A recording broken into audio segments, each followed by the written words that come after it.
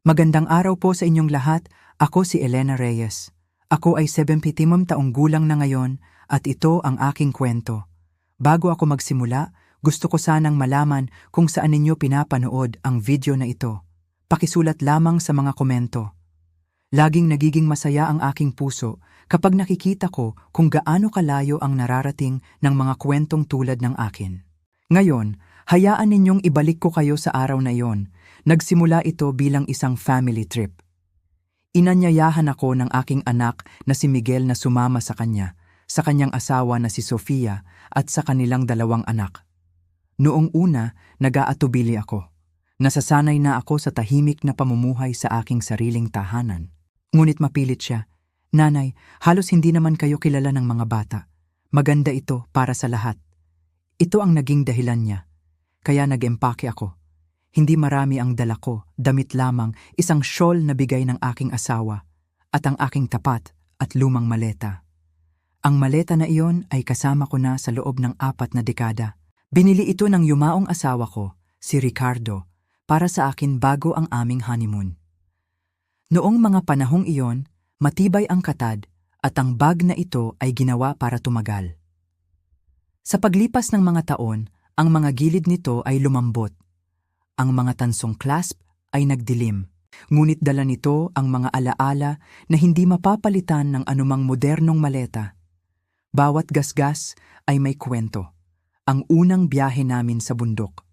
Ang pagmamadali naming makahabol ng tren habang bumabagyo. Ang mga weekend na ginugol namin ni Ricardo sa pagbisita sa mga kamag-anak. Higit pa ito sa bagahe. Para sa akin, ito ay kasaysayan.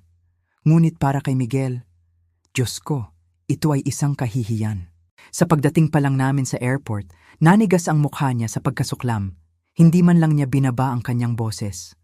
"Nanay, talaga? Yung luma na yan? Tingnan mo, malapit na masira. Pagtawanan tayo ng lahat." Nanigas ako. Napalingon ang mga tao sa paligid. Ang ilan ay nagtaas ng kilay. Ang iba ay bahagyang tumatawa. Ngumisi si Sofia at bumulong ng kung ano sa kanya. At mas lumakas ang tawa niya na parang libangan ang aking pagdurusa. Pati mga bata ay nakisali, nagtatawanan na parang laro ang pang-aasar sa akin. Mas hinigpitan ko ang hawak sa strap. Nararamdaman ang pamilyar na kurba ng pagod na katad sa aking palad. Nais kong maglaho sa sahig. Ngunit sa halip na ipagtanggol ako, sa halip na igalang ako, ang sarili kong anak ang ginawa akong katatawanan sa publiko. Hindi ito ang unang pagkakataon. Sa mga nakaraang taon, nakaranas na ako ng hindi mabilang na maliliit na kahihiyan. Si Miguel ay madalas i-roll ang kanyang mga mata sa paraan ng pananamit ko. Sinasabi sa akin na ang mga cardigan ko ay mga gamit ng lola. Minsan ipinakilala niya ako sa kanyang mga kaibigan bilang antique collector. Maliban sa antique ay ang kanyang wardrobe. Tuwing Pasko, kapag dumadalaw ang mga biyenan niya, binigyan ako ng pinakamaliit na sulok na kwarto habang ang mga magulang ni Sofia ay nasa master suite. Lumipas ang aking kaarawan na halos hindi nabanggit, ngunit ang nanay ni Sofia ay binigyan ng isang party na may mga balon at talumpati. Bawat pang-aapi ay sumasakit, ngunit nilunok ko ang aking pagmamataas. Pagkatapos ng lahat, anak ko siya. Ngunit sa araw na iyon sa airport, nakatayo sa ilalim ng malupit na ilaw ng fluorescent, ang kirot ng kahihiyan ay mas matalas kaysa dati. Ang paraan ng pagtawa ng mga estranghero sa akin. Ang paraan ng pagbusangot ng dibdib ng anak ko na parang ang aking kahihiyan ang nagpapataas sa kanya, nagpapalubpag ng puso ko. Napagtanto ko noon na ang pinakamasakit ay hindi ang pangungutya, kundi ang hindi na ako nakikita ni Miguel. Hindi bilang isang ina, hindi bilang isang babaeng nag-alay ng napakaraming sakripisyo para sa kanya. Para sa kanya, ako ay bagahe lamang. Mahina kong bulong, bagahe lang iyan, Miguel. Umismid siya, umiling. Hindi, nanay. Hindi lang iyan bagahe. Nakakahiya ka. Bakit hindi ka bumili ng bago na tulad ng normal na tao? Tumawa si Sofia at idinagdag, "Siguro dapat na lang natin siyang bilhan ng isa. Para hindi isipin ng mga tao na galing siya sa bus station." Namula ang mga pisngi ko. Nanlalabo ang mga mata ko. Ngunit tumanggi akong hayaang tumulo ang mga luha. Hindi sa harap nila. Hindi kung ang sarili kong pamilya ay piniling ipahiya ako tulad ng mga estranghero. Kaya ginawa ko ang lagi kong ginagawa, nanahimik ako. Hinawakan ko ang lumang maleta at sinundan sila patungo sa check-in counter. Ngunit sa loob, may nagbabago. Sa loob ng maraming taon, hinayaan ko ang mga sandaling ito na lumipas, sinasabi sa aking sarili, pamilya ay pamilya at kailangan mong tiisin para sa kanila. Ngunit sa kaibuturan ng aking puso, alam kong magiging iba ito. Hindi na lang ito isa pang mapanuyong puna. Ito ay isang turning point at nangako ako sa sarili ko. Ito rin ang huling pagkakataon na gagawin ng anak ko ang pang-aapi sa akin ng walang kapalit. Habang nakatayo ako roon sa mataong airport, hawak ang aking maleta habang ang mga mata ng estranghero ay nananatiling nakatitig ng bahagya. Napagtanto ko na hindi ito isang bagong pakiramdam. Ang sandaling ito, ang kirot ng kahihiyan na ito, ay hindi ipinanganak sa isang iglap. Ito ay ang pagtatapos ng maraming taon, marahil mga dekada, ng maliliit, nakakasakit na pagwawalang bahala na tahimik kong itinago sa aking puso. Nakikita mo, matagal nang nagbago si Miguel, hindi siya laging malamig o mapangmali. Noong maliit pa siya, yumayakap siya sa laylayan ng aking damit at umiiyak kung aalis ako sa kwarto.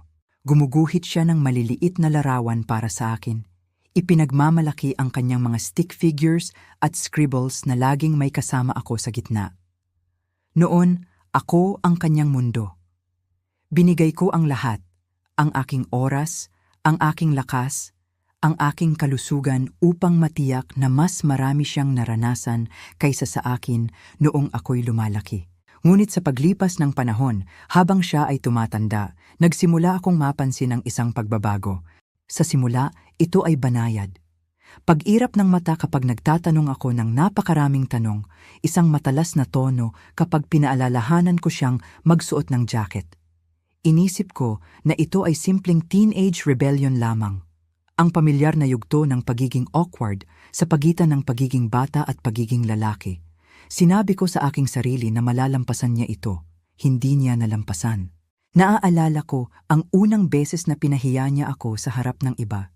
Siya ay marahil 23 taong gulang, bagong graduate, at sumama ako sa kanya para sa hapunan kasama ang ilan sa kanyang mga kasamahan. Gusto kong ipagdiwang siya, ipakita kung gaano ako kahanga-hanga. Nagsuot ako ng aking pinakamahusay na blusa na maayos na na-press at isang perlas na brotse na minsan ay ibinigay ni Ricardo sa akin. Habang kami ay nauupo, lumapit si Miguel at bumulong sa ilalim ng kanyang hininga. Hindi ka ba makakapagsuot ng mas bago? Bumagsak ang kanyang mga salita na parang sampal. Tumawa ng bahagya ang kanyang mga kaibigan, sinusubukang ipasa ito, ngunit naramdaman ko ang init na namumula sa aking mga pisngi. Nang gabing iyon, ngumiti ako at nanahimik, ngunit sa loob, may nabasag. Pagkatapos ay dumating ang mga taon ng mga nakalimutang kaarawan o mga hindi pinapansin. Isang taon nagpadala siya ng simpleng text. Walang tawag, walang pagbisita. Sa sumunod na taon, wala siyang sinabi hanggang sa ipaalala sa kanya ni Sofia kinabukasan. Nag-bake ako ng mga cake para sa mga kaarawan ng kanyang mga anak. Maingat na binalot ang kanilang mga regalo. Ngunit nang dumating ang aking espesyal na araw, halos hindi ito nabanggit. Hindi mo kailangan ng ganoong kaguluhan, nanay. Madalas niyang sabihin nang may pagwawalang bahala. Ibigay sa akin ang isang card na walang laman kundi ang kanyang mabilis na pirma. Ngunit para sa nanay ng kanyang asawa, may mga hapunan, balon, kahit mga biyahe. Sumakit ang mga paghahambing. Tila ang aking halaga ay tahimik na nabawasan, habang ang iba ay pumalit sa aking lugar sa pedestal na minsan kong inalagaan. Kahit ang maliliit na bagay ay nagsasalita ng malaki. Kapag binibisita ko ang kanilang tahanan, palagi akong inilalagay sa pinakamaliit na guest room. Wala itong bintana, tanging isang fold-out bed at isang lampara na kumikislap kapag binuksan mo ito. Samantala, ang mga magulang ni Sofia ay binigyan ng master suite, king-size bed, banyo na kasama, mga sariwang bulaklak sa nightstand. Hindi ako nagreklamo, ngunit sa tuwing humihiga ako sa nanginginig na kama na iyon, Nararamdaman ko ang bigat ng pagiging hindi kabilang. Hindi ako ang kanilang guest of honor. Ako ay isang afterthought at hindi kailanman pinalampas ni Miguel ang pagkakataon na laitin ako sa publiko. Tinukso niya ang aking paghihirap sa paggamit ng telepono. Tinatawag akong technologically hopeless. Sa Christmas dinner, nang dalhin ko ang aking mga lumang family recipes, sinabi niyang walang sino man ang gustong kumain ng lumang pagkain kapag mayroon ng catered cuisine sa mesa. Kahit ang mga apo ay nakakuha nito, inuulit ang kanyang mga biro sa kanilang mga inosenteng tinig, hindi alam ang pinsala. Ngunit ang pinakamalalim na sugat ay dumating isang gabi ng tag-init nang marinig ko siyang nagsasalita kay Sofia sa kusina. Hindi niya alam na nasa hallway ako. Sinabi niya, minsan iniisip ko na si nanay ay nakakasagabal lang. Hindi naman talaga siya nagdadagdag ng anuman. Mas parang pasanin siya na kailangan nating asikasuhin. Tumayo ako roon na parang napako. Natigil ang aking hininga, isang pasanin. Iyon ang naging halaga ng aking buhay sa kanyang paningin. Hindi ang babaeng nagalaga sa kanya sa mga gabing walang tulog, nagpagaling ng mga gasgas sa tuhod, nagtrabaho ng dagdag na shift para maipagkain sa mesa, kundi isang pasanin lamang. Mula sa gabing iyon, hindi na ako umasa ng init. Hindi na ako umasa na titingnan niya ako ng may pasasalamat. Sinabi ko sa aking sarili na makukontento na ako sa anumang maliit na kabaitan na kanyang ibibigay.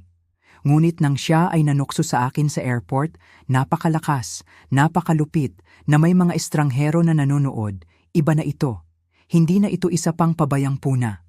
Ito ay isang hayag na pahayag na hindi na ako karapat-dapat sa respeto, kahit na ang pinakakaunting respeto. At habang nakatayo doon, naramdaman kong may tumigas sa loob ko. Hindi ko na ito papayagan. Hindi ko na lulunukin ang aking sakit at ngingiti. Hindi na. Hindi alam ni Miguel, ang maleta na kanyang kinutya ay magpapabago sa lahat. Ang pila sa check-in counter ay tila walang katapusan noong umagang iyon. Ang mga pamilya ay nagmamadali dala ang kanilang mga makintab na bagong luggage, sleek, rolling cases na dumudulas ng walang hirap sa mga makintab na sahig. At pagkatapos ay nandyan ako, hawak ang aking lumang maleta na parang ito ay isang angkla sa gitna ng bagyo. Ang boses ni Miguel ay sumisigaw sa ingay ng mga manlalakbay na parang isang talim. Nanay, hindi mo ba kayang maglakad ng mas mabilis? Sumisikip ang loob ko sa bawat paghila mo niyan. Hindi niya pinatapik ang kanyang mga salita, hindi man lang pinababa para sa kabutihang loob. Hindi, sinabi niya iyon ng malakas para sa mga tao sa unahan namin na lumingon ng may mapanuyang ngiti. Pinabagal ko ang aking mga hakbang, umaasang lumiit sa atensyon. Ngunit hindi pa tapos si Miguel. Sumpa ko, Sofia, nasa Stone Age siya. Sino pa ba ang gumagamit ng maleta na walang gulong? Tumawa si Sofia, ang kanyang manicured hand ay bahagyang nakapatong sa kanyang braso. Nakakatuwa naman sa paraang nakakaawa. Ang mga bata ay tumawa, gayahin ang kanilang mga magulang. Vali ng lola ay dinosaur bag. Ang tawa na sumunod ay hindi lamang sumakit. Ito ay nagbigay sa akin ng kawalan. Nararamdaman ko ang paghuhusga ng mga estranghero, ang bigat ng mga mata na nagpapalitan sa akin at sa maleta, na parang ako ay isang komedya na ginawa upang sirain ang pagiging monotony ng paglalakbay. Nais kong sumigaw, nais kong sabihin sa kanila na ang lumang kasong ito ay nakapaglakbay na ng mas marami sa mundo kaysa sa kanila. Na ito ay nagdala ng mga damit ng aking asawa noong kami ay pumunta sa Paris para sa aming anibersaryo. Na ito ay naglalaman ng mga unang damit ng sanggol na binili ko para mismo kay Miguel. Ngunit ang mga salita ay natigil sa aking lalamunan. Alam kong hindi sila makikinig, kaya sa halip, huminga ako ng malalim at naaalala ang boses ni Ricardo.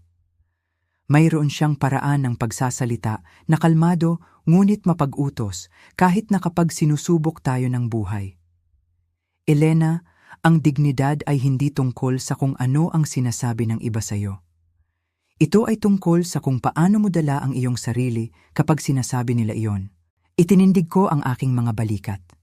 Pinindot ko ang aking mga labi Ang aking katahimikan ay mas malakas kaysa sa kanilang panunukso. Ngunit sa loob, isang apoy ang nagsimulang mag-alab. Nang sa wakas ay marating namin ang mesa, ang airline attendant ay nagbigay sa akin ng isang mabait na ngiti, ngunit nahuli ko ang kislap ng awa sa kanyang mga mata habang tinitingnan niya ang aking maleta. Ang pagkaawa na iyon ay mas masama pa kaysa sa panunukso. Ito ay parang ako ay hindi nakikita, nabawasan isang bagay na marupok. Si Miguel ay sumandal sa counter na may pinag-aralang kayabangan, nagsasalita sa ibabaw ko. Lahat tayo ay magkakasama, huwag pansinin ang bag, luma na siya. Tumawa siya, tinuro ako na parang hindi ako nakatayo doon. Hinigpitan ko ang hawak ko sa strap hanggang sa namuti ang aking mga buko. Ang aking dignidad ay hindi isang punchline. Hindi na. Ang ngiti ng attendant ay nagwakas, ngunit nanatili siyang propesyonal. Siyempre Ginoo. Ngunit tumingin siya pabalik sa kanyang screen. Pagkatapos ay sa akin. Pagkatapos ay pabalik sa kanyang screen muli. Sa katunayan, Mrs. Green, maaari bang lumayo ka muna sandali? May mga tauhan mula sa amin ang sasama sa iyo. Nanlaki ang noo ni Miguel. Bakit? May ginawa ba siyang mali? Tumawa siya, halos triumphant. Malamang dahil sa antigong bag na iyan, baka isipin nila na ito ay kahina-hinala. Pinigilan ni Sofia ang isa pang tawa, bumubulong sa kanya, "Kita mo," sabi ko na, ngunit napansin ko ang isang bagay na hindi nila napansin. Ang mga mata ng attendant ay nagpapakita ng paggalang, hindi paghihinala. Binigyan niya ako ng pinakamaliit na reassuring nod, halos tulad ng isang lihim sa pagitan namin. Iyon ang sandali na nagpasya ko. Hindi ko hahayaan na ang tawa ni Miguel ang maging huling kabanata ng araw na ito. Mananatili akong matatag, hahayaan ang kwento na magbukas, at panoorin kung paano guguho ang kanyang kayabangan sa sarili nitong bigat. Habang kami ay papunta sa gate, nagpatuloy si Miguel sa kanyang pagbabanta. "Nanay, kailangan mong itigil ang pagkapit sa nakaraan. Isa lang itong maleta. Itapon mo na, bumili ng bago, at itigil ang pagpapahiya sa amin." Sa wakas ay nagsalita ako, mahina ngunit matatag ang aking boses. "Masigit pa ito sa isang maleta, Miguel." Bumungis-ngis siya. Hindi iyan." "Junk iyan," dagdag ni Sofia. "Talaga, tumitingin ang mga tao. Hindi mo ba inaalala kung ano ang hitsura natin dito?" Humarap ako sa kanila. Matatag ang aking tingin. "Maraming bagay akong inaalala, Sofia. Paggalang, kabaitan, pasasalamat, mga itsura, hindi gaanong. Nagbigay ng dramatic na unggol ang anak ko, nagwagayway ng kamay na nagwawalang bahala. Kahit ano, manatili ka lang malapit para hindi ka maligaw." Ngunit sa kaibuturan ng aking puso, alam ko kung sino talaga ang nawawala, at hindi ako yon. Napansin ko ang mga security staff na tahimik na nanonood, ang kanilang mga radyo ay nagbubulungan habang tinitingnan nila ang aking direksyon. Hindi ito nakita ni Miguel. Siya ay masyadong abala sa pagbabad sa kanyang sariling panunukso. Wala siyang ideya na ang balanse ng kapangyarihan ay malapit ng magbago. Nagpatuloy ako sa paglalakad, bawat hakbang ay mas matatag kaysa sa huli. Ang lumang maleta ay mahinang sumisikip sa likuran ko na parang isang tapat na kasama. Sa unang pagkakataon sa maraming taon, hindi ako nahihiya tungkol dito. Naramdaman ko ang pagmamalaki. Hindi ito isang relikya. Ito ay isang paalala ng pagmamahal, ng pagtitiis, ng lahat ng mga sakripisyo na tila walang nakakaalala. At habang lumalapit ang gate, bumulong ako sa aking sarili, halos parang panata. Magtatapos ito ngayon. Nakarating lang kami sa gate nang mangyari ito. Ang loudspeaker ay kumalabog sa itaas, isang kalmado ngunit matatag na tinig ang pumuno sa terminal. "Mrs. Elena Reyes, mangyaring lumapit sa Gate 12, Mrs. Elena Reyes." Bahagyang kumulo ang aking puso. Ang marinig ang buong pangalan mo na tinatawag sa isang airport ay palaging nagpaparamdam sa iyo ng pagkakalantad, na parang isang spotlight ang tumama sa iyo. Kaagad na bumungis-ngis si Miguel. "Oh, sa ngalan ng Diyos, nanay, ano na naman ang ginawa mo?" Ang kanyang boses ay narinig, matalas at may halong pagkayamot. Muling lumingon ang mga tao sa aming direksyon na parang naghihintay sa susunod na eksena ng palabas na komedya. Lumunok ako, tuyo ang aking lalamunan. Hindi ko alam. Siguro may kinalaman iyan sa maleta. Bumulong si Sofia na may ngisi. Baka isipin nila na ito ay security risk. Ang mga bata ay tumawa, bumubulong tungkol sa kung paano kahina-hinala ang bag ng kanilang lola. Bago ako makasagot, 2 tauhan ng seguridad na hindi nag-aatubili ang direktang lumapit sa akin. Ang kanilang navy blazers at mga badge ay sumasalamin sa ilaw ng fluorescent at ang karamihan ay kusang nagbigay daan. Ang tunog ng kanilang mga sapatos sa makintab na sahig ay umalingaw-ngaw na parang drumbeat. Masinigpitan ko ang hawak sa strap ng aking maleta. Bawat mata ay nakatuon sa akin ngayon. "Mrs. Reyes?" Tanong ng isa sa mga opisyal ng magalang, huminto sa harap ko. "Oh," sabi ko, mahina ngunit matatag ang aking boses. Ngumiti siya ng mainit. "Maaari mo ba kaming samahan?" Agad na humakbang si Miguel, ang kanyang mukha ay namumula sa kahihiyan. "Teka, ano ito? Wala naman siyang ginawang mali. Siya lang. Siya ay matanda na at hindi niya palaging naiintindihan kung paano gumagana ang mga bagay-bagay." Tumawa siya ng kinakabahan. Sinusubukang itago ang kanyang pagkabahala. Hindi nagbago ang ekspresyon ng opisyal. "Walang dapat ikabahala, Ginoo. Kailangan lang naming makausap si Mrs. Reyes." Nagtaas ng mga kamay si Miguel. "Hindi ka panipaniwala. Nanay, ito na nga ang sinasabi ko. Ginagawa mong mahirap ang lahat. Bakit hindi ka na lang maging normal?" Ang kanyang mga salita ay tumagos ng mas malalim kaysa sa kanyang inakala. Ngunit pinanatili ko ang aking mga mata sa mga opisyal. May bagay sa kanilang kilos ang nagsabi sa akin na hindi ito problema. Ito ay ibang bagay. Tahimik akong tumango at sumunod sa kanila. Ang aking maleta ay tapat na sumisikip sa likuran ko. Si Miguel ay sumunod ng ilang hakbang, bumubulong sa kanyang sarili, habang si Sofia ay sinusubukang patahimikin ng mga bata na patuloy na tumatawa. Ang paglalakad ay hindi malayo, ngunit bawat hakbang ay tila napakalaki. Lumilingon ang mga manlalakbay habang ako ay dumadaan. Ang ilan ay bumubulong. Ang iba ay nanonood na may malinaw na pag-usisa. Nararamdaman ko ang pagtaas ng takot ni Miguel sa likuran ko. Ang kanyang mga bulong ay naging matatalas na pabulong. "Nakakahiya ito, nanay. Naiintindihan mo ba? Lahat ay nakatingin sa atin dahil sa iyo. Palagi dahil sa iyo." Hindi ko siya pinansin. Sa pagkakataong ito, ang kanyang mga salita ay hindi tumagos. Dumulas lamang ito sa akin tulad ng patak ng ulan. Tumigil kami sa harap ng isang makintab na frosted glass door malapit sa boarding gate. Ang isa sa mga opisyal ay nag-swipe ng kanyang badge at ang pinto ay bumukas ng tahimik. "Dito po tayo, Mrs. Reyes," sabi niya, hawak itong bukas para sa akin. Si Miguel ay sumubok na sumunod, ngunit ang isa pang opisyal ay nagtaas ng kamay. "Pasensya na, Ginoo. Si Mrs. Reyes lamang." Bumunganga ang bibig ni Miguel. "Ano? Bakit?" Ang magalang na ngiti ng opisyal ay nanatili. Ito ay isang pribadong bagay. Hinila ni Sofia ang manggas niya, bumubulong ng mahigpit, ngunit ang mukha ni Miguel ay nawalan na ng kulay. Hindi ko pa siya nakitang kasing putla, kasing hindi sigurado. Tumingin siya sa pagitan ko at ng mga opisyal. Ang kanyang bibig ay gumagalaw ng walang tunog na parang hindi siya makapagpasya kung sisigaw o magtatago sa katahimikan.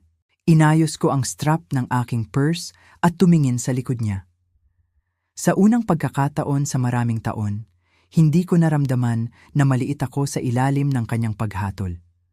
Naramdaman ko na ako ay matangkad, matatag, at kakaiba na kalmado.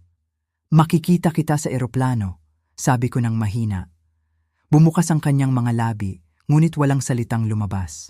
Sa loob, ang lounge ay tahimik at payapa. Malambot na mga upuan, malumanay na ilaw, at ang bahagyang amoy ng mga sariwang bulaklak ang bumubuhos sa hangin. Ang opisyal ay nagbigay ng senyas patungo sa isang concierge desk kung saan naghihintay ang isang babae na nakasuot ng tailored suit. "Mrs. Reyes," sabi niya ng mainit, "kami ay pinarangalan na mapanood ka namin ngayon. Pumunta ka dito, pakiusap. Ang mga salita ng aking anak ay tila naririnig pa rin sa aking isipan. Nakakahiya ka, nakakasagabal ka, isa kang pasanin.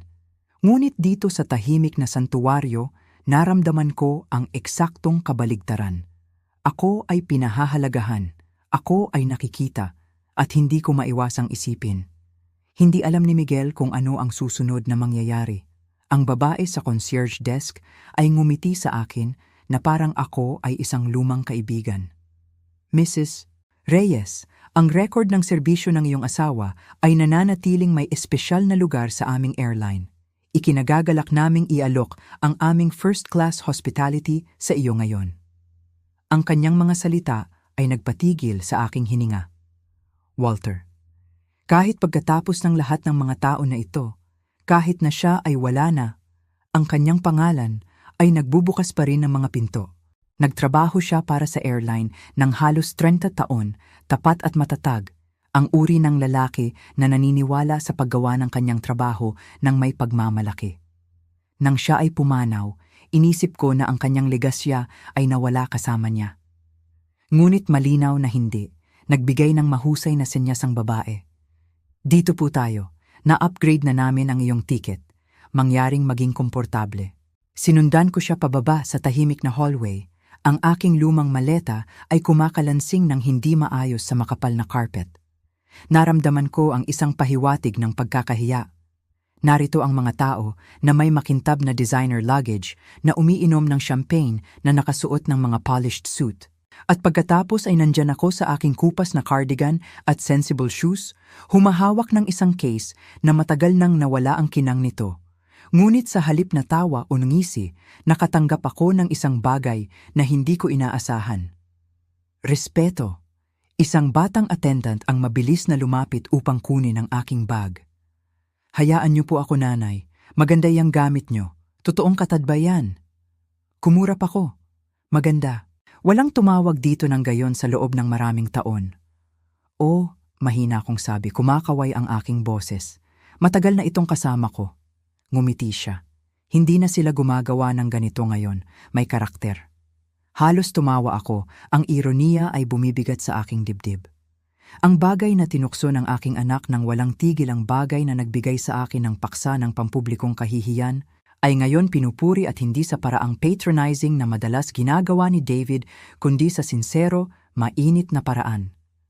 Ang mismong lounge ay isang oasis. Malalaking seating area, malambot na ilaw na nagbibigay ng ginintuang liwanag, mga dingding na may mga libro at sining. Tahimik, payapa, isang mundo ang layo mula sa kaguluhan ng terminal. Isang waiter ang nag-alok sa akin ng isang baso ng champagne sa isang pilak na tray, at tinanggap ko ito gamit ang nanginginig na kamay. Umupo ako. Lumubog sa isang leather armchair na pakiramdam ay ginawa lamang para sa akin. Ang lumang maleta ay nakapatong sa tabi ko tulad ng isang tapat na kaibigan. Ang mga gilid nito na napudpod ay biglang hindi na marka ng kahihiyan, kundi ng pagkabuhay. Kaya sa halip, huminga ako ng malalim at naaalala ang boses ni Ricardo. Mayroon siyang paraan ng pagsasalita na kalmado ngunit mapag-utos kahit na kapag sinusubok tayo ng buhay. Elena, ang dignidad ay hindi tungkol sa kung ano ang sinasabi ng iba sa'yo. Ito ay tungkol sa kung paano mo dala ang iyong sarili kapag sinasabi nila iyon. Itinindig ko ang aking mga balikat. Pinindot ko ang aking mga labi, ang aking katahimikan ay mas malakas kaysa sa kanilang panunukso. Ngunit sa loob, isang apoy ang nagsimulang mag-alab. Nang sa wakas ay marating namin ang mesa, ang airline attendant ay nagbigay sa akin ng isang mabait na ngiti, ngunit nahuli ko ang kislap ng awa sa kanyang mga mata habang tinitingnan niya ang aking maleta. Ang pagkaawa na iyon ay mas masama pa kaysa sa panunukso. Ito ay parang ako ay hindi nakikita, nabawasan isang bagay na marupok. Si Miguel ay sumandal sa counter na may pinag-aralang kayabangan, nagsasalita sa ibabaw ko. Lahat tayo ay magkakasama, huwag pansinin ang bag, luma na siya. Tumawa siya, tinuro ako na parang hindi ako nakatayo doon. Hinigpitan ko ang hawak ko sa strap hanggang sa namuti ang aking mga buko. Ang aking dignidad ay hindi isang punchline. Hindi na. Ang ngiti ng attendant ay nagwakas, ngunit nanatili siyang propesyonal. Siyempre, Ginoo. Ngunit tumingin siya pabalik sa kanyang screen. Pagkatapos ay sa akin. Pagkatapos ay pabalik sa kanyang screen muli. Sa katunayan, Mrs. Green, maaari bang lumayo ka muna sandali? May mga tauhan mula sa amin ang sasama sa iyo. Nanlaki ang noo ni Miguel. Bakit? May ginawa ba siyang mali? Tumawa siya, halos triumphant. Malamang dahil sa antigong bag na iyan, baka isipin nila na ito ay kahina-hinala. Pinigilan ni Sofia ang isa pang tawa, bumubulong sa kanya, "Kita mo," sabi ko na, ngunit napansin ko ang isang bagay na hindi nila napansin. Ang mga mata ng attendant ay nagpapakita ng paggalang, hindi paghihinala. Binigyan niya ako ng pinakamaliit na reassuring nod, halos tulad ng isang lihim sa pagitan namin. Iyon ang sandali na nagpasya ko. Hindi ko hahayaan na ang tawa ni Miguel ang maging huling kabanata ng araw na ito. Mananatili akong matatag, hahayaan ang kwento na magbukas, at panoorin kung paano guguho ang kanyang kayabangan sa sarili nitong bigat. Habang kami ay papunta sa gate, nagpatuloy si Miguel sa kanyang pagbabanta. "Nanay, kailangan mong itigil ang pagkapit sa nakaraan. Isa lang itong maleta. Itapon mo na, bumili ng bago, at itigil ang pagpapahiya sa amin." Sa wakas ay nagsalita ako, mahina ngunit matatag ang aking boses. "Masigit pa ito sa isang maleta, Miguel." Bumungis-ngis siya. Hindi iyan."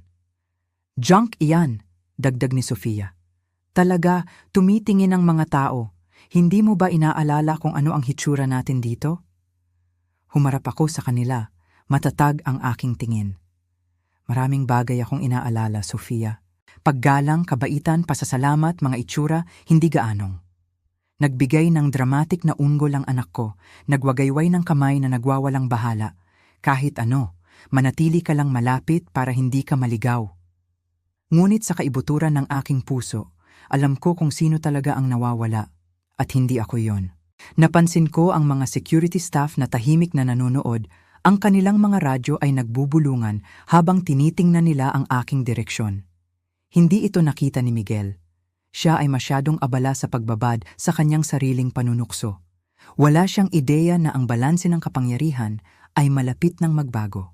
Nagpatuloy ako sa paglalakad, bawat hakbang ay mas matatag kaysa sa huli. Ang lumang maleta ay mahinang sumisikip sa likuran ko na parang isang tapat na kasama. Sa unang pagkakataon sa maraming taon, hindi ako nahihiya tungkol dito. Naramdaman ko ang pagmamalaki. Hindi ito isang relikya. Ito ay isang paalala ng pagmamahal, ng pagtitiis, ng lahat ng mga sakripisyo na tila walang nakakaalala. At habang lumalapit ang gate, bumulong ako sa aking sarili, halos parang panata. Magtatapos ito ngayon. Nakarating lang kami sa gate nang mangyari ito. Ang loudspeaker ay kumalabog sa itaas, isang kalmado ngunit matatag na tinig ang pumuno sa terminal. "Mrs. Elena Reyes, mangyaring lumapit sa gate 12, Mrs. Elena Reyes." Bahagyang kumulo ang aking puso. Ang marinig ang buong pangalan mo na tinatawag sa isang airport ay palaging nagpaparamdam sa iyo ng pagkakalantad, na parang isang spotlight ang tumama sa iyo. Kaagad na bumungis-ngis si Miguel. "Oh, sa ngalan ng Diyos, nanay, ano na naman ang ginawa mo?" Ang kanyang boses ay narinig, matalas at may halong pagkayamot. Muling lumingon ang mga tao sa aming direksyon na parang naghihintay sa susunod na eksena ng palabas na komedya.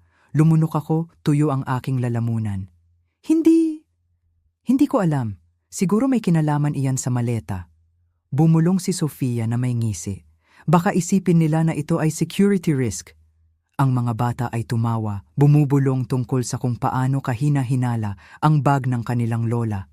Bago ako makasagot, 2 tauhan ng seguridad na hindi nag-aatubili ang direktang lumapit sa akin.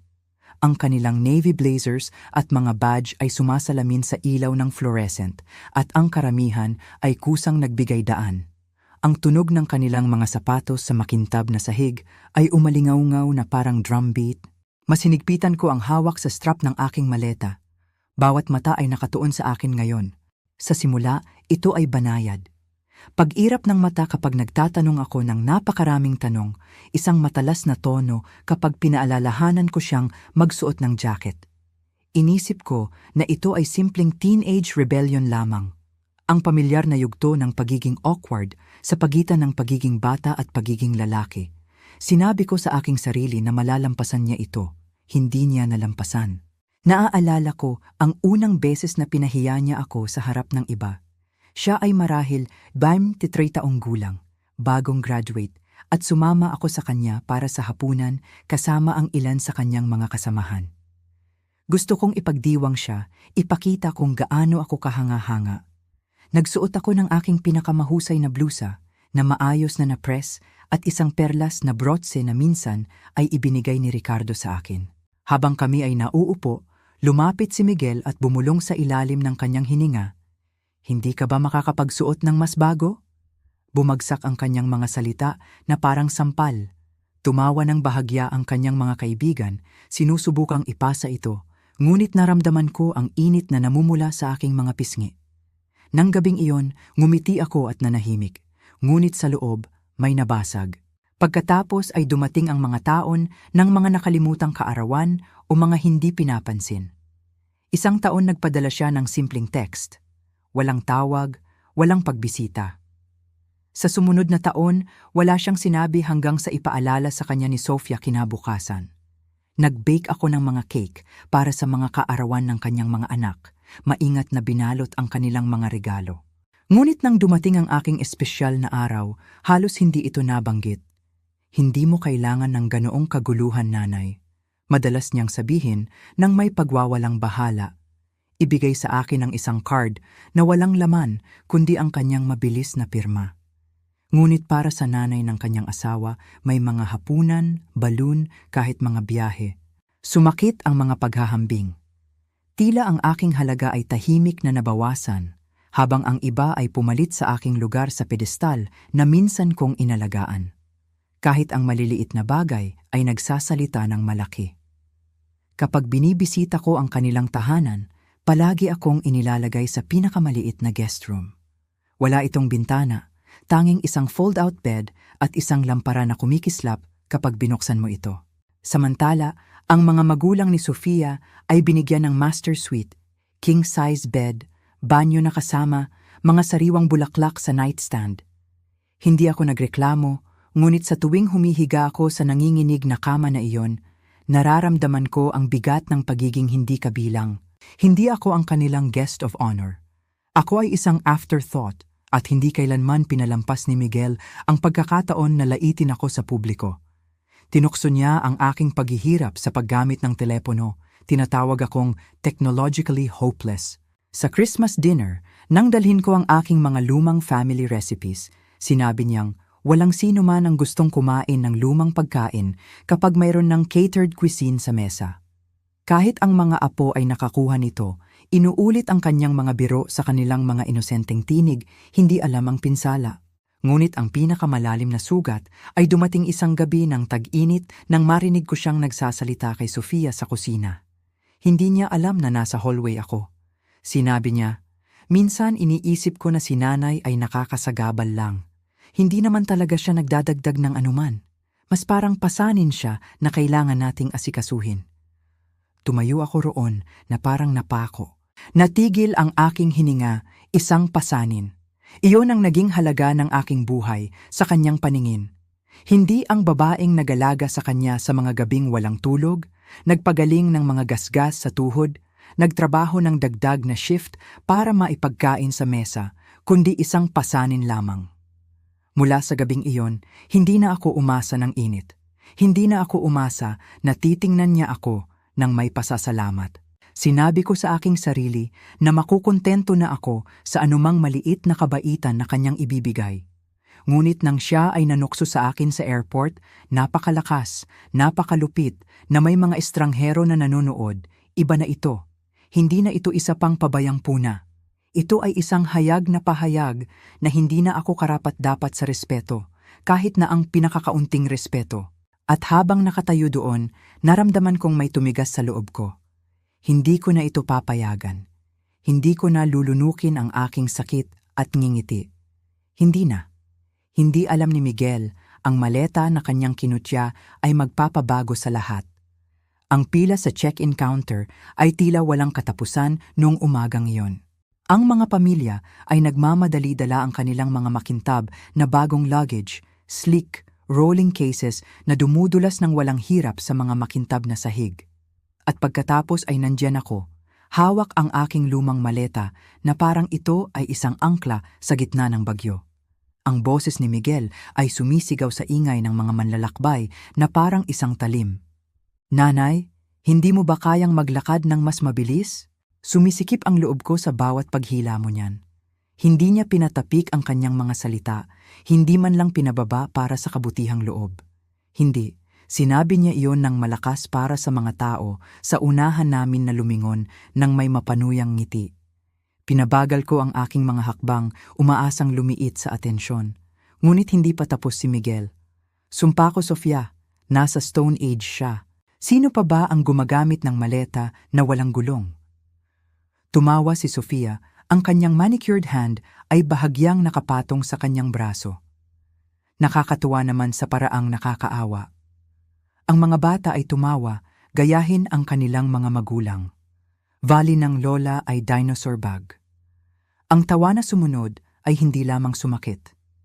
Ito ay nagbigay sa akin ng kawalan. Nararamdaman ko ang paghuhusga ng mga estranghero, ang bigat ng mga mata na nagpapalitan sa akin at sa maleta, na parang ako ay isang komedya na ginawa upang sirain ang pagiging monotony ng paglalakbay. Nais kong sumigaw, nais kong sabihin sa kanila na ang lumang kasong ito ay nakapaglakbay na ng mas marami sa mundo kaysa sa kanila. Na ito ay nagdala ng mga damit ng aking asawa noong kami ay pumunta sa Paris para sa aming anibersaryo. Na ito ay naglalaman ng mga unang damit ng sanggol na binili ko para mismo kay Miguel. Ngunit ang mga salita ay natigil sa aking lalamunan. Alam kong hindi sila makikinig. Magandang araw po sa inyong lahat, ako si Elena Reyes. Ako ay 75 taong gulang na ngayon at ito ang aking kwento. Bago ako magsimula, gusto ko sanang malaman kung saan ninyo pinapanood ang video na ito. Pakisulat lamang sa mga komento. Laging nagiging masaya ang aking puso kapag nakikita ko kung gaano kalayo ang nararating ng mga kwentong tulad ng akin. Ngayon, hayaan ninyong ibalik ko kayo sa araw na iyon. Nagsimula ito bilang isang family trip. Inanyayahan ako ng aking anak na si Miguel na sumama sa kanyang asawa na si Sofia at sa kanilang 2 anak. Noong una, nag-aatubili ako. Nasasanay na ako sa tahimik na pamumuhay sa aking sariling tahanan. Ngunit mapilit siya, "Nanay, halos hindi naman kayo kilala ng mga bata. Maganda ito para sa lahat." Ito ang naging dahilan niya. Kaya nag-empake ako. Hindi marami ang dala ko, damit lamang, isang shawl na bigay ng aking asawa, at ang aking tapat at lumang maleta. Ang maleta na iyon ay kasama ko na sa loob ng 4 na dekada. Binili ito ng yumaong asawa ko, si Ricardo, para sa akin bago ang aming honeymoon. Noong mga panahong iyon, matibay ang katad at ang bag na ito ay ginawa para tumagal. Sa paglipas ng mga taon, ang mga gilid nito ay lumambot. Ang mga tansong clasp ay nagdilim, ngunit dala nito ang mga alaala na hindi mapapalitan ng anumang modernong maleta. Bawat gasgas ay may kwento. Ang unang biyahe namin sa bundok. Ang pagmamadali naming makahabol ng tren habang bumabagyo. Ang mga weekend na ginugol namin ni Ricardo sa pagbisita sa mga kamag-anak. Higit pa ito sa bagahe. Para sa akin, ito ay kasaysayan. Ngunit para kay Miguel, Diyos ko, ito ay isang kahihiyan. Sa pagdating pa lang namin sa airport, nanigas ang mukha niya sa pagkasuklam. Hindi man lang niya binaba ang kanyang boses. "Nanay, talaga? Yung luma na yan? Tingnan mo, malapit na masira. Pagtawanan tayo ng lahat." Nanigas ako. Napalingon ang mga tao sa paligid. Ang ilan ay nagtaas ng kilay. Ang iba ay bahagyang tumatawa. Ngumisi si Sofia at bumulong ng kung ano sa kanya. At mas lumakas ang tawa niya na parang libangan ang aking pagdurusa. Pati mga bata ay nakisali, nagtatawanan na parang laro ang pang-aasar sa akin. Mas hinigpitan ko ang hawak sa strap. Nararamdaman ang pamilyar na kurba ng pagod na katad sa aking palad. Nais kong maglaho sa sahig. Ngunit sa halip na ipagtanggol ako, sa halip na igalang ako, ang sarili kong anak ang ginawa akong katatawanan sa publiko. Hindi ito ang unang pagkakataon. Sa mga nakaraang taon, nakaranas na ako ng hindi mabilang na maliliit na kahihiyan. Si Miguel ay madalas i-roll ang kanyang mga mata sa paraan ng pananamit ko. Sinasabi sa akin na ang mga cardigan ko ay mga gamit ng lola. Minsan ipinakilala niya ako sa kanyang mga kaibigan bilang antique collector. Maliban sa antique ay ang kanyang wardrobe. Tuwing Pasko, kapag dumadalaw ang mga biyenan niya, binigyan ako ng pinakamaliit na sulok na kuwarto habang ang mga magulang ni Sofia ay nasa master suite. Lumipas ang aking kaarawan na halos hindi nabanggit, ngunit ang nanay ni Sofia ay binigyan ng isang party na may mga balon at talumpati. Bawat pang-aapi ay sumasakit, ngunit nilunok ko ang aking pagmamataas. Pagkatapos ng lahat, anak ko siya. Ngunit sa araw na iyon sa airport, nakatayo sa ilalim ng malupit na ilaw ng fluorescent, ang kirot ng kahihiyan ay mas matalas kaysa dati. Ang paraan ng pagtawa ng mga estranghero sa akin. Ang paraan ng pagbusangot ng dibdib ng anak ko na parang ang aking kahihiyan ang nagpapataas sa kanya, nagpapalubpag ng puso ko. Napagtanto ko noon na ang pinakamasakit ay hindi ang pangungutya, kundi ang hindi na ako nakikita ni Miguel. Hindi bilang isang ina, hindi bilang isang babaeng nag-alay ng napakaraming sakripisyo para sa kanya. Para sa kanya, ako ay bagahe lamang. Mahina kong bulong, bagahe lang iyan, Miguel. Umismid siya, umiling. Hindi nanay, hindi lang iyan bagahe. Nakakahiya ka. Bakit hindi ka bumili ng bago na tulad ng normal na tao? Tumawa si Sofia at idinagdag, siguro dapat na lang natin siyang bilhan ng isa. Para hindi isipin ng mga tao na galing siya sa bus station. Namula ang mga pisngi ko. Nanlalabo ang mga mata ko. Ngunit tumanggi akong hayaang tumulo ang mga luha. Hindi sa harap nila. Hindi kung ang sarili kong pamilya ay piniling ipahiya ako tulad ng mga estranghero. Kaya ginawa ko ang lagi kong ginagawa, nanahimik ako. Hinawakan ko ang lumang maleta at sinundan sila patungo sa check-in counter. Ngunit sa loob, may nagbabago. Sa loob ng maraming taon, hinayaan ko ang mga sandaling ito na lumipas, sinasabi sa aking sarili, pamilya ay pamilya at kailangan mong tiisin para sa kanila. Ngunit sa kaibuturan ng aking puso, alam kong magiging iba ito. Hindi na lang ito isa pang mapanuyong puna. Ito ay isang turning point at nangako ako sa sarili ko. Ito rin ang huling pagkakataon na gagawin ng anak ko ang pang-aapi sa akin ng walang kapalit. Habang nakatayo ako roon sa mataong airport, hawak ang aking maleta habang ang mga mata ng estranghero ay nananatiling nakatitig ng bahagya. Napagtanto ko na hindi ito isang bagong pakiramdam. Ang sandaling ito, ang kirot ng kahihiyan na ito, ay hindi ipinanganak sa isang iglap. Ito ay ang pagtatapos ng maraming taon, marahil mga dekada, ng maliliit, nakakasakit na pagwawalang bahala na tahimik kong itinago sa aking puso. Nakikita mo, matagal nang nagbago si Miguel, hindi siya laging malamig o mapangmali. Noong maliit pa siya, yumayakap siya sa laylayan ng aking damit at umiiyak kung aalis ako sa kwarto. Gumuguhit siya ng maliliit na larawan para sa akin. Ipinagmamalaki ang kanyang mga stick figures at scribbles na laging may kasama ako sa gitna. Noon, ako ang kanyang mundo. Binigay ko ang lahat, ang aking oras, ang aking lakas, ang aking kalusugan upang matiyak na mas marami siyang naranasan kaysa sa akin noong ako'y lumalaki. Ngunit sa paglipas ng panahon, habang siya ay tumatanda, nagsimula akong mapansin ang isang pagbabago. Habang iniinom ko ang champagne, dumagsa ang mga alaala. Si Ricardo at ako, bata pa at bagong kasal, ay sumasakay sa aming unang flight ng magkasama. Pinilit niyang bilhan ako ng maleta na iyon, sinasabi, kung tayo ay maglalakbay sa mundo, kailangan mo ng isang bagay na sapat na matibay para makasabay sa atin. At ito ay nagdala ng aking mga damit sa Paris, ang kanyang mga overcoat sa Roma, ang aming mga gabay sa mga maliliit na nayon sa bundok sa Switzerland. Ito ay naglaman ng mga kumot ng sanggol nang si Miguel ay ipinanganak at kalaunan ang kanyang mga school project nang bisitahin namin ang mga kamag-anak.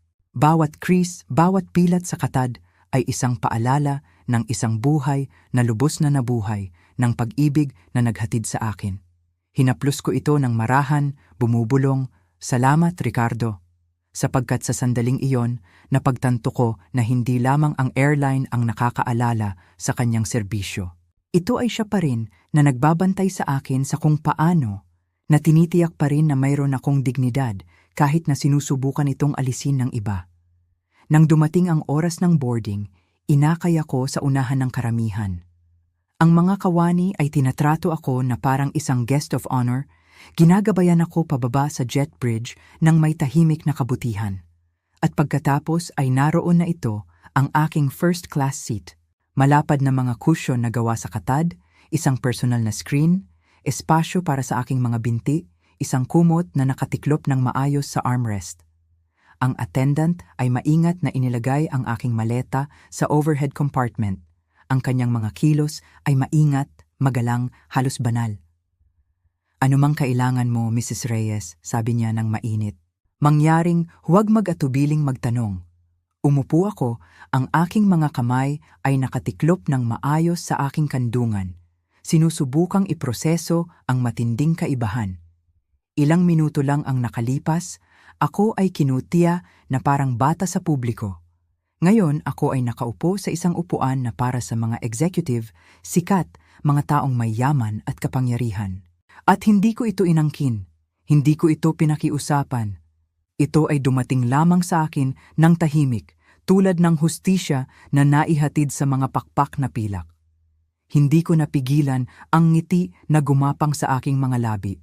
Hindi mayabang, hindi nagpapakitang tao, lamang matatag, kalmado, alam, dahil alam ko na sa loob lamang ng ilang minuto kapag si Miguel at ang kanyang pamilya ay sasakay sa eroplano, kailangan nilang dumaan sa akin, sa lumang maleta, sa nanay na kanilang kinutya, at sa unang pagkakataon, makikita nila ako hindi bilang isang pasanin, hindi bilang isang punchline, kundi bilang isang taong hindi nila kailanman mababawasan. Ang pinto ng cabin ay nagbukas, at di nagtagal ang tuloy-tuloy na daloy ng mga pasahero ay nagsimulang dumagsa sa pasilyo. Pinakinis ko ang aking cardigan, nakatiklop ng maayos ang aking mga kamay sa aking kandungan, at naghintay. Ang aking lumang maleta ay nakalagay sa overhead bin sa itaas ko, hindi nakatago sa kahihiyan, kundi maingat na inilagay kung saan ito nararapat. Hindi ako naghintay ng matagal. Si Miguel ay lumitaw na sinusundan ng malapit ni Sofia at ng mga bata. Sila ay naglakad pasulong kasama ang karamihan patungo sa economy, ang kanilang mga carry-on ay bumabagsak sa mga tuhod at siko habang sinusubukan nilang manatili sa makitid na pasilyo. Ang kanyang boses ay malakas at matapang tulad ng dati kapag nararamdaman niya ang pangangailangan na patunayan ang kanyang sarili. "Ingat sa paglakad, mga bata. Huwag madapa tulad ng iyong lola sa kanyang antigong maleta." At pagkatapos ay tumama ang kanyang mga mata sa akin. Sa pinakamaikling segundo, siya ay tumigil. Ang kanyang mga hakbang ay natigil, ang kanyang mukha ay nawalan ng kulay. Narito ako, nakaupo sa malapad, marangyang upuan ng first class. Isang nakatiklop na kumot ang nakapatong sa aking kandungan, isang baso ng tubig sa tray sa tabi ko. Isang stewardess ang nakatayo malapit, nagsusuri sa akin ng magalang. Para akong reyna sa trono, at si Miguel, ang lalaking nanukso sa akin ilang minuto lang ang nakalipas, ay mukhang isang bata na nahuling nagkakamali sa simbahan. Nanlaki ang mga mata ni Sofia at hinawakan niya ang braso niya. "Miguel," bulong niya, ang kanyang boses ay tensyonado, matalas na may pagdududa. Ang mga bata, masyadong bata para maintindihan ng lubusan, ay kumurap sa akin ng may pagkalito. "Lola, bakit ka dito nakaupo?" Ngumiti ako ng mahina, hindi nagpapakitang tao, lamang matatag. "Dahil ito ang aking upuan, mahal ko." Bumukas ang bibig ni Miguel, pagkatapos ay nagsara. Siya ay nag-aalangan, naghahanap ng mga salita, ang kanyang kayabangan ay nawala sa hangin. Sa paligid niya, ang ibang mga pasahero ay nag-unat ng kanilang mga leeg, bumubulong sa isa't isa. Narinig nila ang mga biro niya sa terminal, ang kanyang mapanuksong tono. Ngayon nakita nila ang pagbaligtad, ang tinaguriang pasanin na nakaupo sa first class habang siya ay naglalakad patungo sa masikip na tirahan ng economy. Ang kanyang maputlang mukha ang nagsabi ng lahat. Ang stewardess ay magalang na nagbigay ng senyas. Mangyaring magpatuloy sa inyong mga upuan, Ginoo. Malapit na naming isara ang mga overhead bin. Si Miguel ay nag-alinlangan, nakatingin sa akin na parang ako ay nagtaksil sa kanya. Bagaman, wala akong ginawa maliban sa pag-upo kung saan ako tinanggap. Muling hinila ni Sofia ang kanyang manggas na naghihikayat sa kanya na magpatuloy. Sa wakas, siya ay gumalaw. Ang kanyang panga ay masikip. Ang kanyang mga anak ay sumusunod. Habang sila ay dumadaan, nahuli ko ang mahinang hibik ni Sofia. Alam mo ba kung gaano ito nakakahiya? Nakatingin ang mga tao. Si Miguel ay bumulong ng isang bagay bilang tugon, ngunit ang kanyang boses ay kulang sa karaniwang kumpiyansa. Siya ay tunog maliit, nabawasan. Tumingin ako palabas ng bintana, ngunit sa loob ay naramdaman ko ang isang bagay na hindi ko naramdaman sa maraming taon. Paghihiganti. Hindi dahil ako ay nasa isang upuan na may unan o umiinom mula sa isang baso sa halip na isang paper cup, kundi dahil ang katotohanan ay nagpakita ng sarili nito sa katahimikan. Ang aking dignidad, matagal nang nakabaon sa ilalim ng kanyang panunukso, ay muling nabuhay. Sa buong flight, nahuli ko ang mga sulyap sa kanya kapag siya ay naglalakad patungo sa palikuran. Hindi niya kayang tingnan ang aking mga mata. Ang kanyang karaniwang swagger ay nawala, napalitan ng isang mahirap na pagkapilit. Si Sofia ay umiiwas sa pagtingin sa akin, ang kanyang mga labi ay nakapang-akit sa isang masikip na linya. Ngunit ang mga bata, hindi nila dala ang parehong bigat ng pagmamalaki. Isa sa kanila ay tahimik na lumapit sa akin sa isang punto, sumisilip sa first class na may malalaking mata. Lola, bulong ng aking apo. Maganda ang upuan mo. Binibigyan ka rin ba nila ng merienda? Tumawa ako ng mahina, hinahaplos ang kanyang kamay. Oo, mahal ko binibigyan. Inalok ko siya ng isa sa mga shortbread cookie na inilagay ng attendant sa aking tray.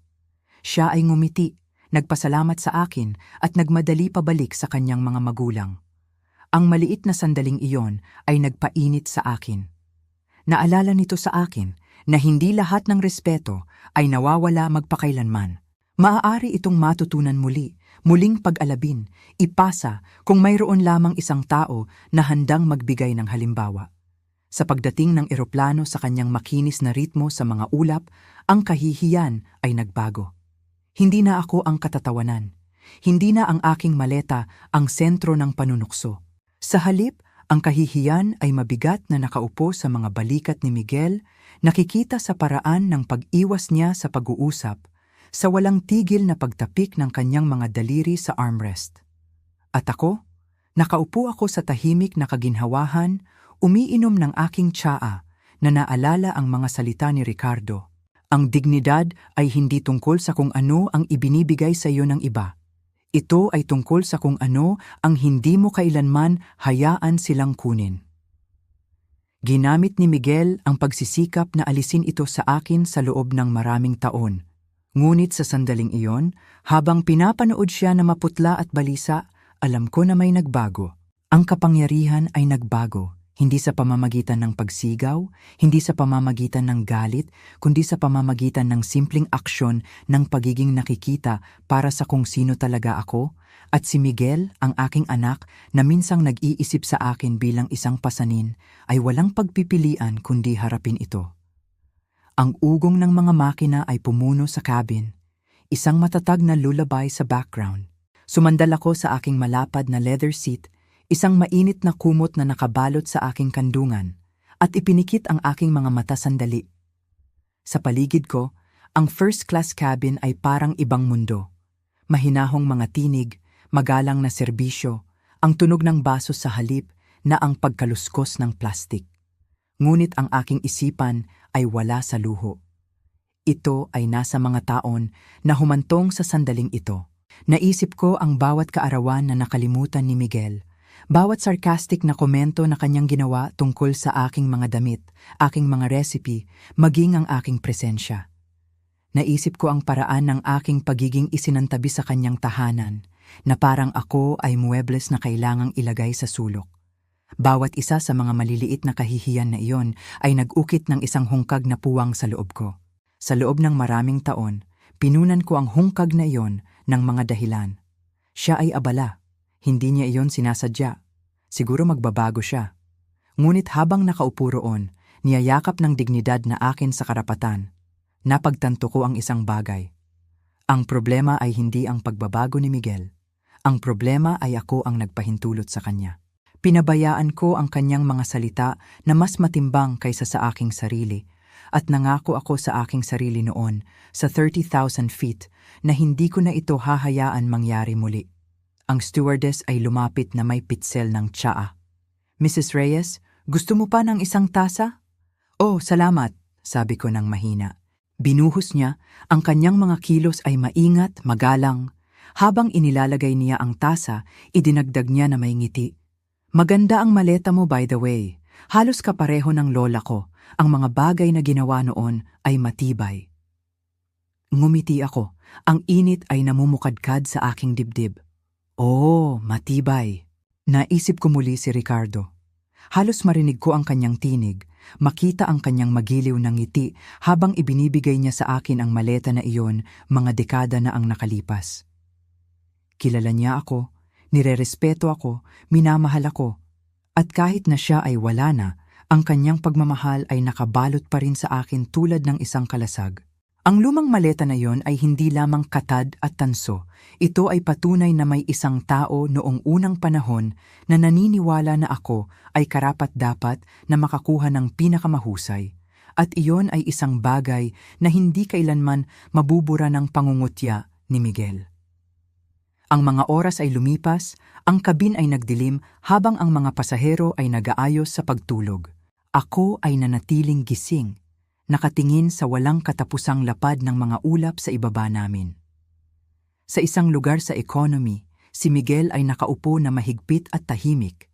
Ang kanyang pagmamalaki ay nagigiba sa katahimikan at hindi ko naramdaman ang galit. Hindi na. Naramdaman ko ang kapayapaan. Nang bumagsak ang eroplano, sumabog ang karaniwang kaguluhan.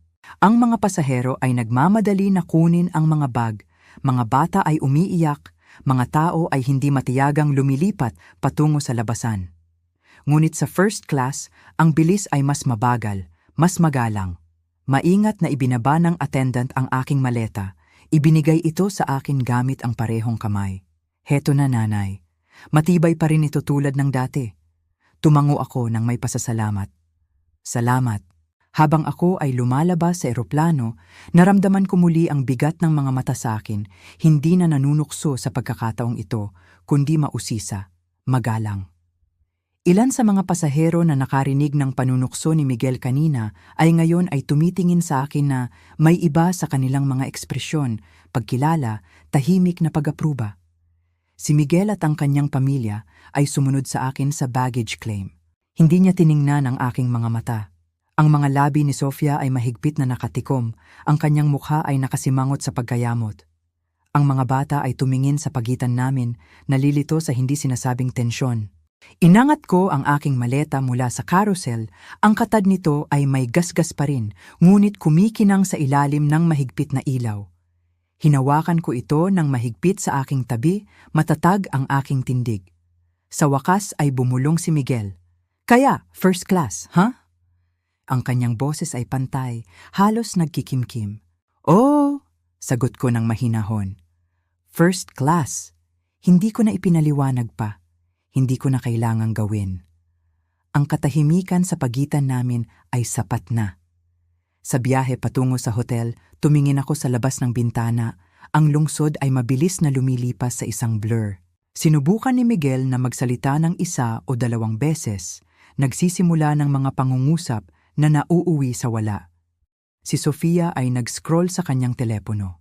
Ang mga bata ay natutulog sa likurang upuan. Hindi ako nagsalita.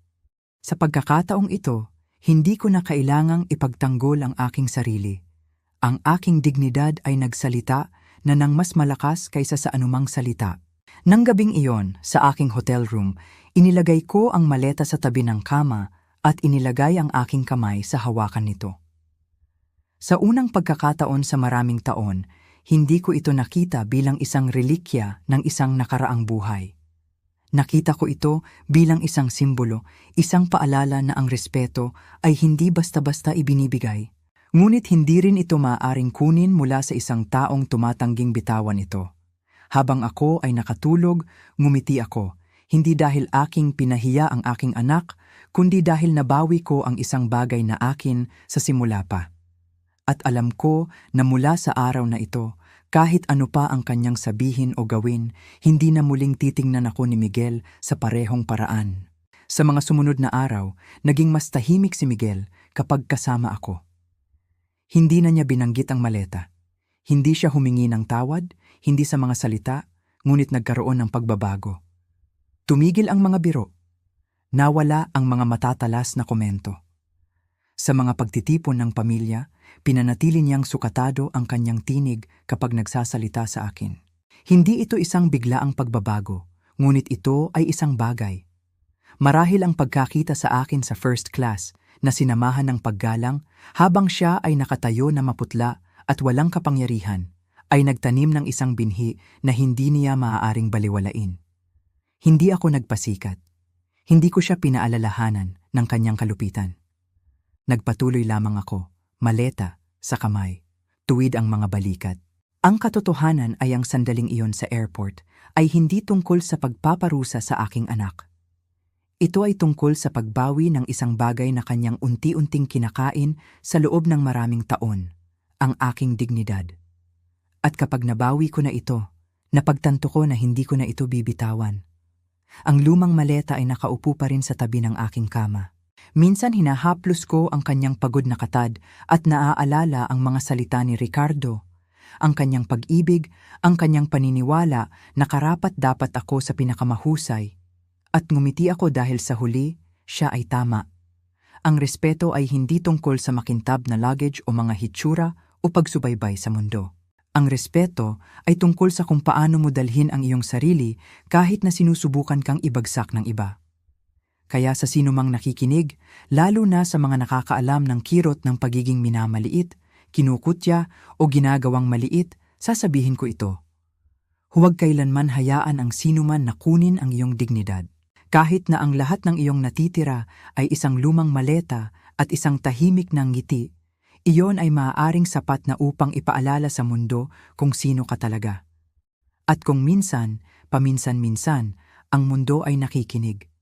Hindi ko alam kung alam ninyo, ngunit ang mga Pilipino ay may likas na pagmamahal sa mga bagay na may kasaysayan, mga bagay na nakikita mong tumagal sa pagsubok ng panahon.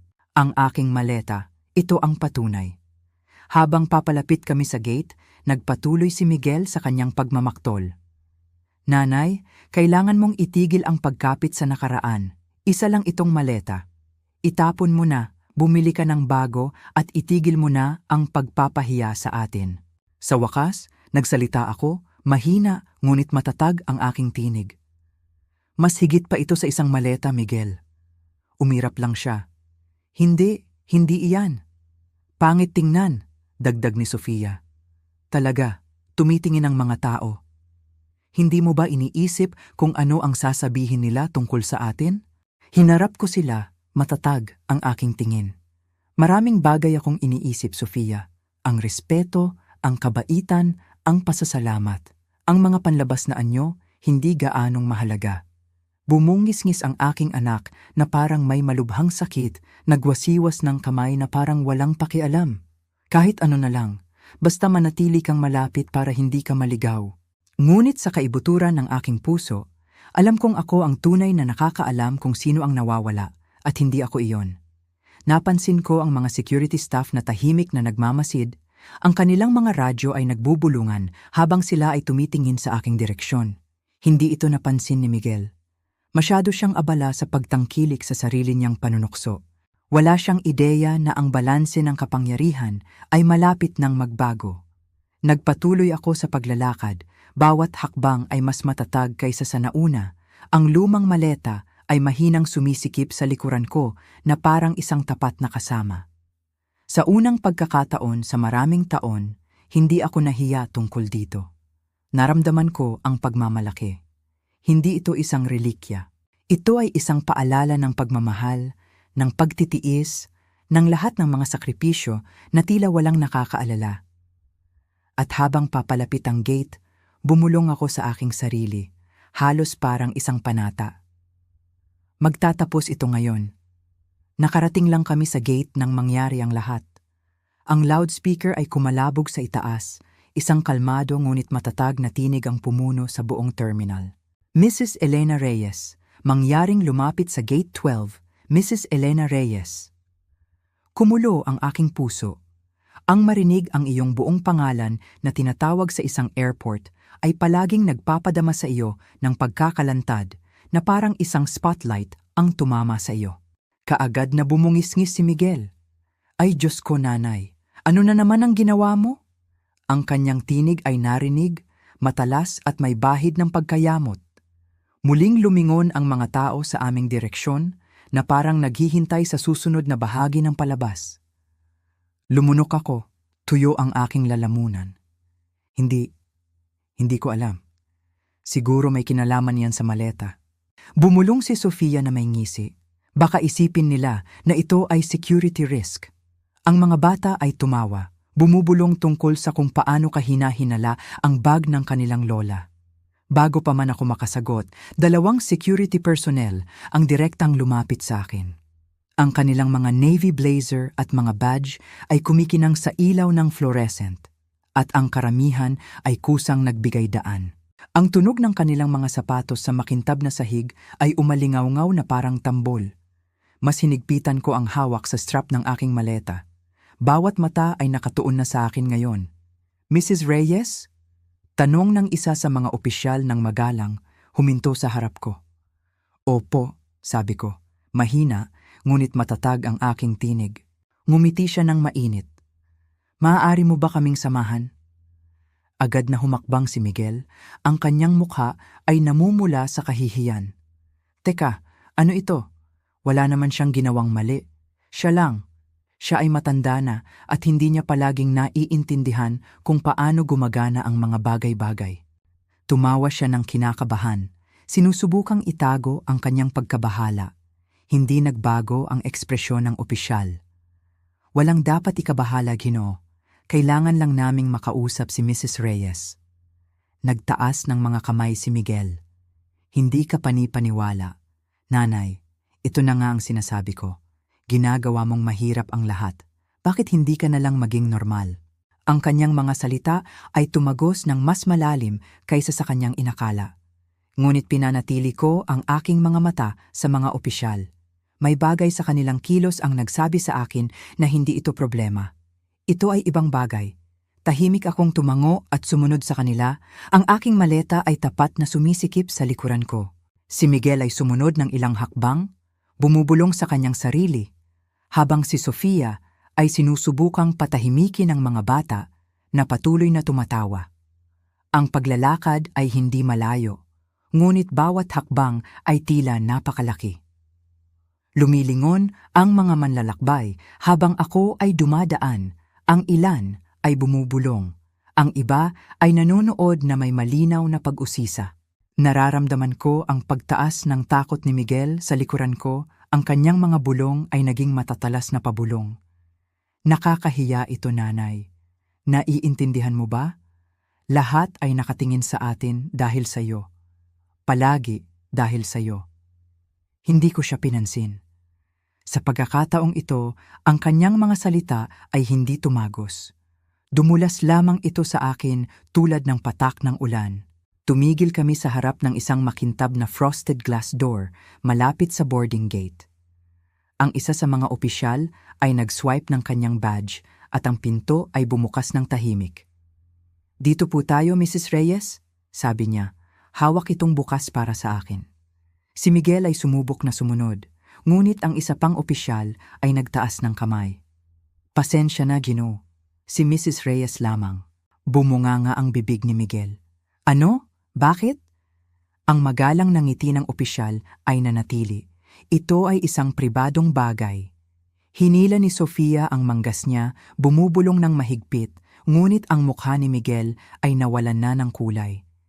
Hindi ko pa siya nakitang kasing putla, kasing hindi sigurado. Tumingin siya sa pagitan ko at ng mga opisyal. Ang kanyang bibig ay gumagalaw ng walang tunog na parang hindi siya makapagpasya kung sisigaw o magtatago sa katahimikan. Inayos ko ang strap ng aking purse at tumingin sa likod niya. Sa unang pagkakataon, sa maraming taon, hindi ko naramdaman na maliit ako sa ilalim ng kanyang paghatol. Naramdaman ko na ako ay matangkad, matatag at kakaiba na kalmado. "Makikita kita sa eroplano," sabi ko ng mahina. Bumukas ang kanyang mga labi, ngunit walang salitang lumabas. Sa loob, ang lounge ay tahimik at payapa. Malambot na mga upuan, malumanay na ilaw, at ang bahagyang amoy ng mga sariwang bulaklak ang bumubuhos sa hangin.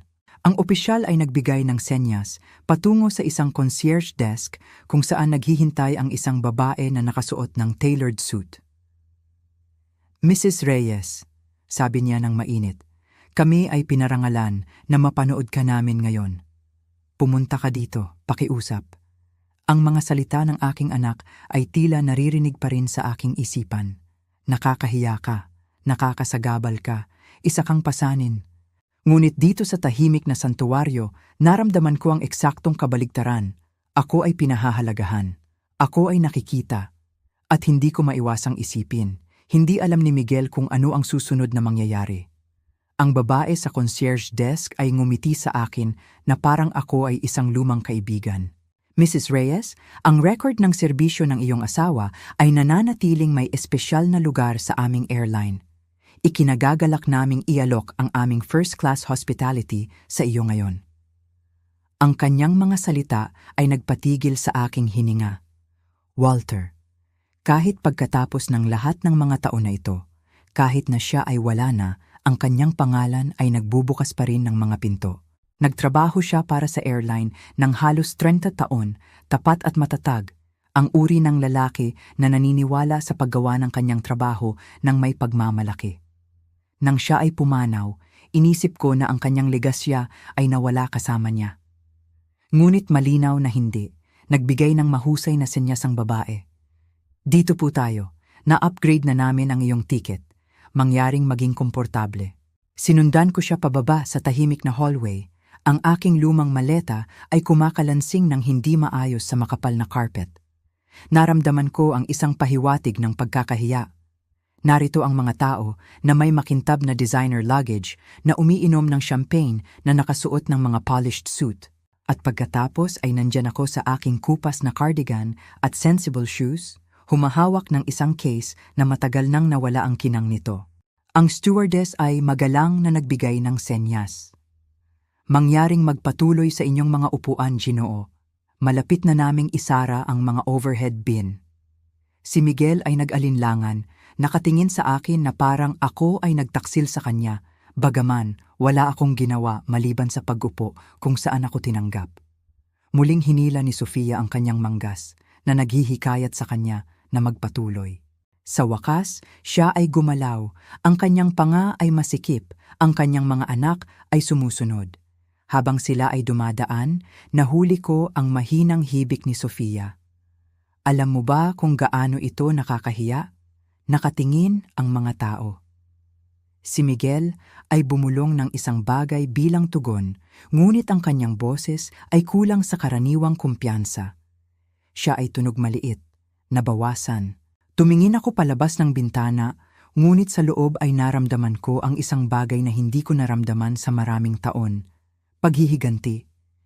Hindi dahil ako ay nasa isang upuan na may unan o umiinom mula sa isang baso sa halip na isang paper cup, kundi dahil ang katotohanan ay nagpakita ng sarili nito sa katahimikan.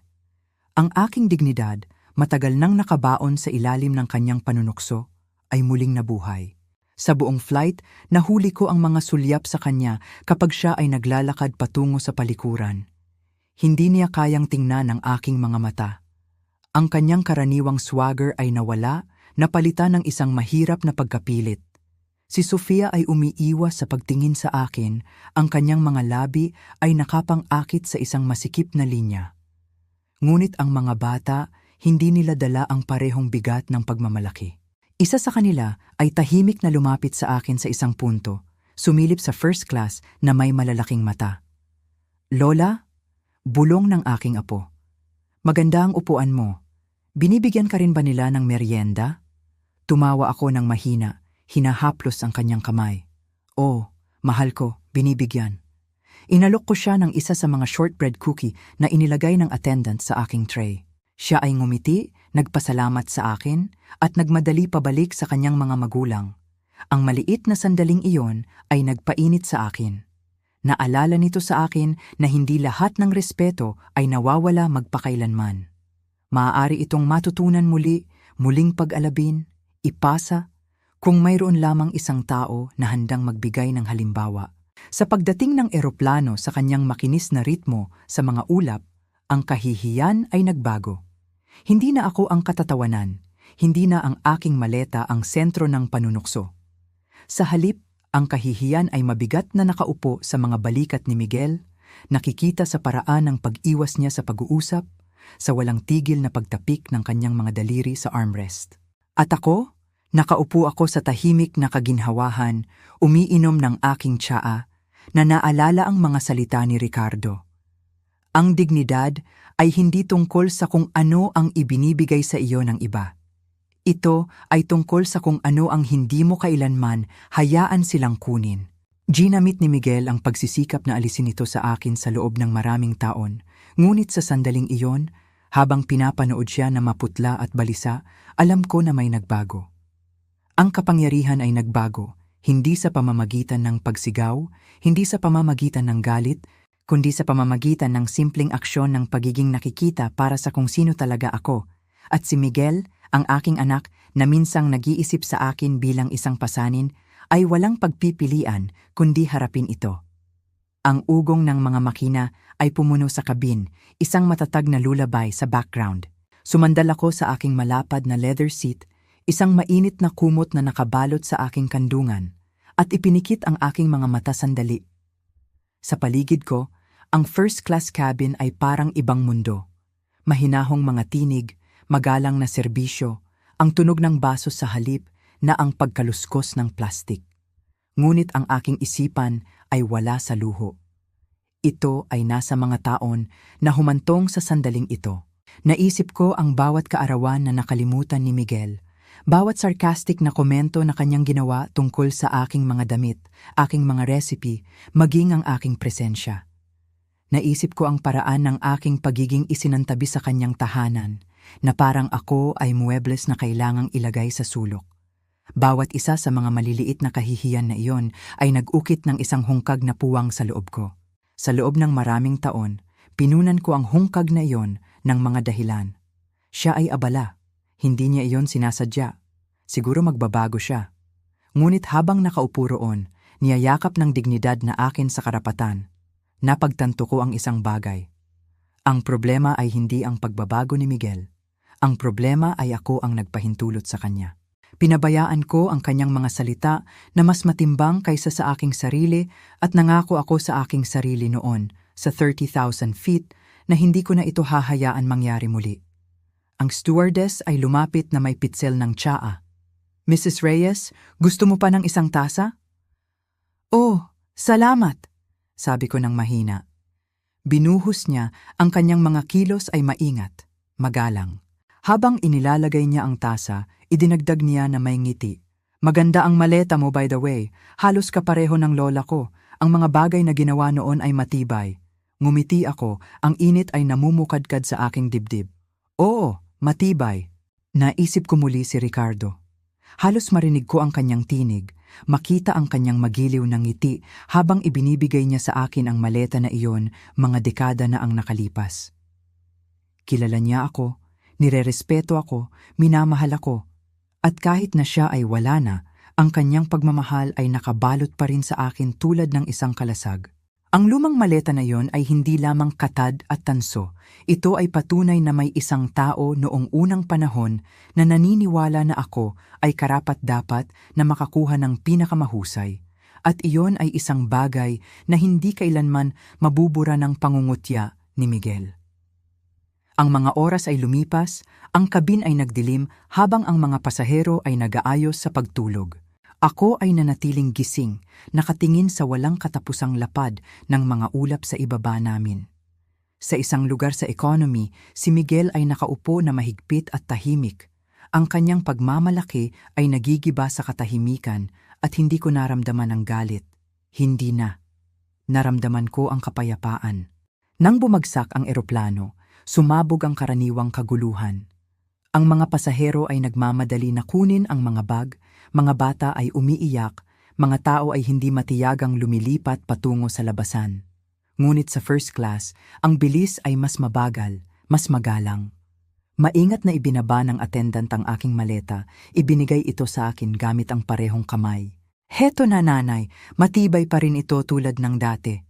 Tumango ako ng may pasasalamat. Salamat. Habang ako ay lumalabas sa eroplano, naramdaman ko muli ang bigat ng mga mata sa akin. Hindi na nanunukso sa pagkakataong ito, kundi mausisa, magalang. Ilan sa mga pasahero na nakarinig ng panunukso ni Miguel kanina ay ngayon ay tumitingin sa akin na may iba sa kanilang mga ekspresyon, pagkilala, tahimik na pag-apruba. Si Miguel at ang kanyang pamilya ay sumunod sa akin sa baggage claim. Hindi niya tiningnan ang aking mga mata. Ang mga labi ni Sofia ay mahigpit na nakatikom, ang kanyang mukha ay nakasimangot sa pagkayamot. Ang mga bata ay tumingin sa pagitan namin, nalilito sa hindi sinasabing tensyon. Inangat ko ang aking maleta mula sa karusel, ang katad nito ay may gasgas pa rin, ngunit kumikinang sa ilalim ng mahigpit na ilaw.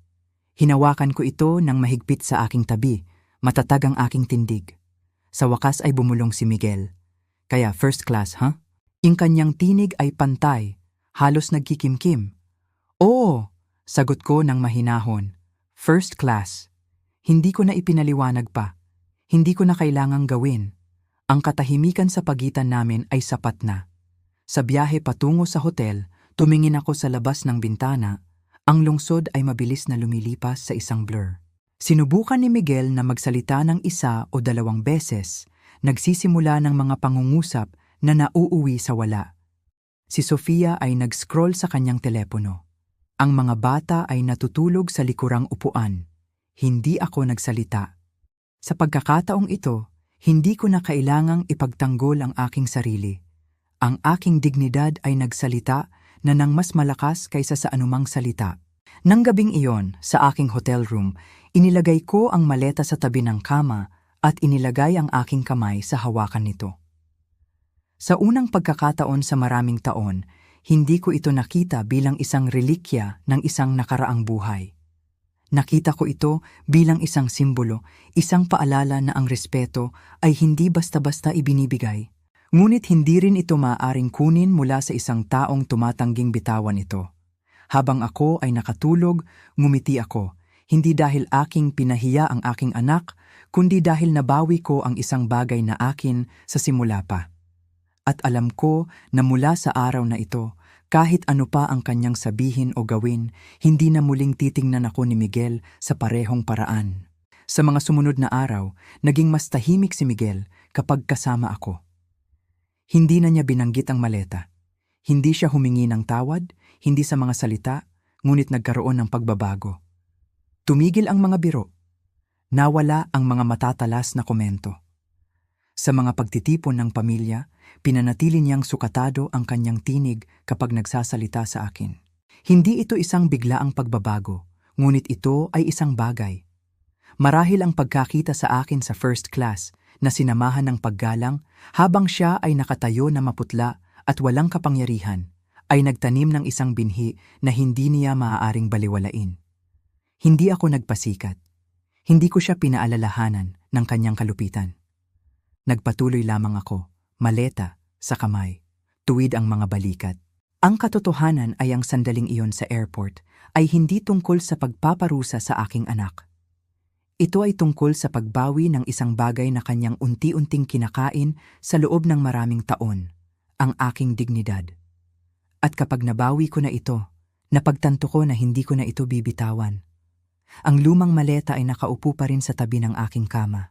Minsan hinahaplos ko ang pagod na katad nito at naaalala ang mga salita ni Ricardo, ang kanyang pag-ibig, ang kanyang paniniwala na karapat-dapat ako sa pinakamahusay. At ngumiti ako dahil sa huli, siya ay tama. Ang respeto ay hindi tungkol sa makintab na luggage o mga hitsura o pagsubaybay sa mundo. Ang respeto ay tungkol sa kung paano mo dalhin ang iyong sarili kahit na sinusubukan kang ibagsak ng iba. Kaya sa sino mang nakikinig, lalo na sa mga nakakaalam ng kirot ng pagiging minamaliit, kinukutya o ginagawang maliit, sasabihin ko ito.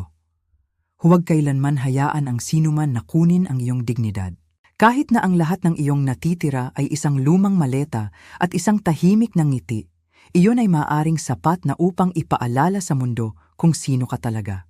At kung minsan, paminsan-minsan, ang mundo ay nakikinig.